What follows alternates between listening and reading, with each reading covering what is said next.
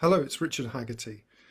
I hear a lot of stories from smokers who are really struggling, and along these lines, I've been in bed all day.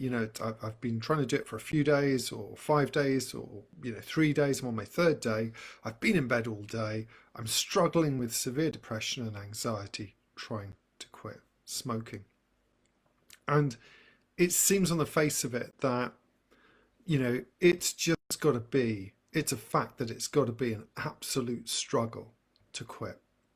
I mean, consider this well-intentioned advice. You've got to take drugs, maybe from your doctor for your depression. Oh, it's going to be a struggle. You got to dig deep. You got to go for willpower. To get a hobby, just take up a hobby and take your mind off it. People, what kind of other things do people do? They try to reframe it. Oh, the pain, the anxiety is temporary, but the rewards are forever. Or they'll just tell you it's worth it. There is another way. Okay, so look, people are giving a lot of well-intentioned advice to people who are struggling, really, really struggling. And anxiety and depression, particularly when those kind of things come up and you're trying to quit, it's a sign that the approach that you're taking may not be the right one for you. Okay, and you've got to be very, very careful with this, and it's definitely worth and important, obviously, always to follow your registered medical practitioner's advice. But the well-intentioned advice of other people can get you stuck because it's the underlying assumption is that it's a fact. Look, it's going to be a struggle. It's a struggle, but it's worth it. Or they'll just give you some suggestions, conscious mind suggestions. Go and get a hobby. Just dig deep, and it's all about willpower. All right. These suggestions suggest that it's a fact that it's going to be hard, and it's not. The reason that people fail is because the routes that they're going down is using the conscious advice of their peers, conscious advice from other people that they've got, conscious logical suggestions that don't deal with what's really going on inside them, that don't deal with the underlying unfulfilled needs that the smoking has been masking. And you know that this is true. You know that this is the case because when you think about smoking, various feelings come up that are uncomfortable. All right? More than one person suddenly has to reschedule a consultation with me or doesn't turn up. Why? Because there's a fear coming up inside them, and that's what we've got to handle. That's what you've got to handle to become a non-smoker. So it's absolutely fine to have a plan, and we want to have, on one level, a conscious plan.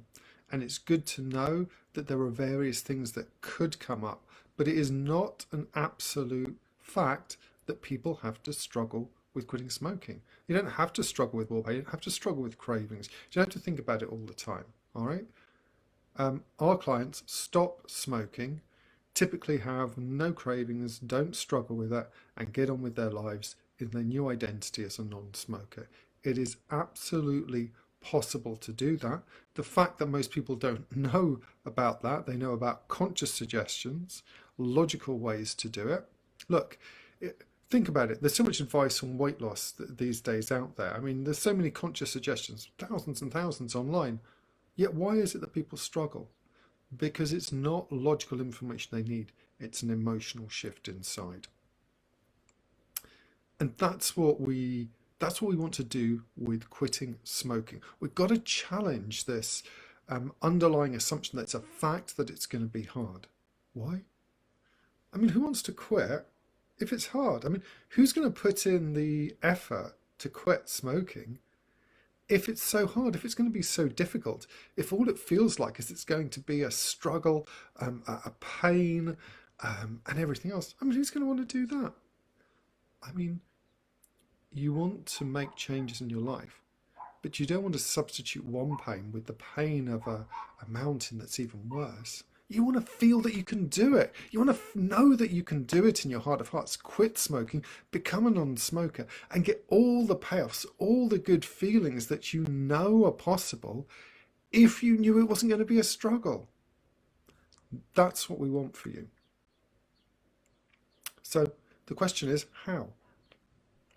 How can you how can you make this change when everyone else says it's so difficult?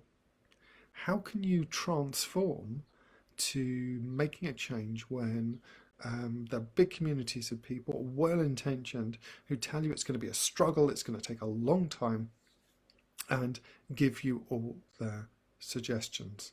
Look, first of all, realize that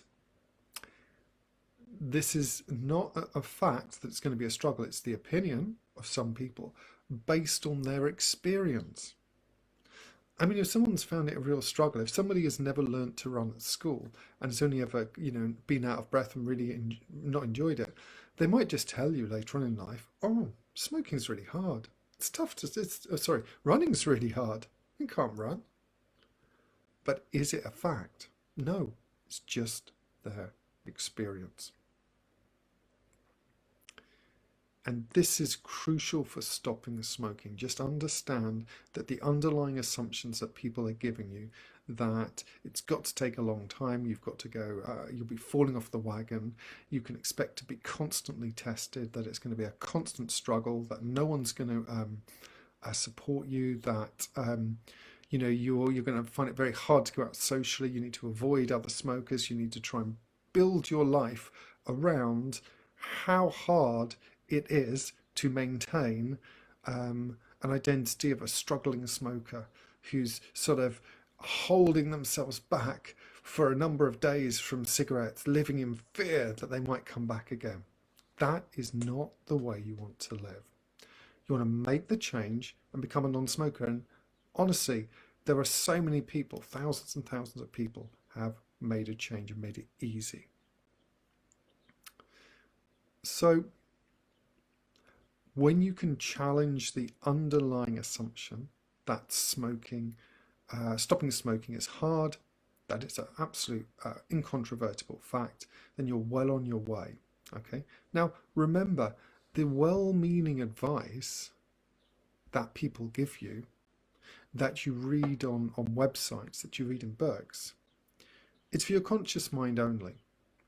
It's helpful consciously to know the detrimental effects of smoking. It's helpful to know the financial costs. It's helpful to know the costs to your health, but only up to a certain point. Why? Well, look, at least here in the UK, all the cigarette packets have got images on of people in horrible things happening to people, and it still makes no difference. Okay, so yes, start with your logical mind, but the change happens at the unconscious level. And it's really good news that you can stop smoking by using this mechanism of change happening at the unconscious level.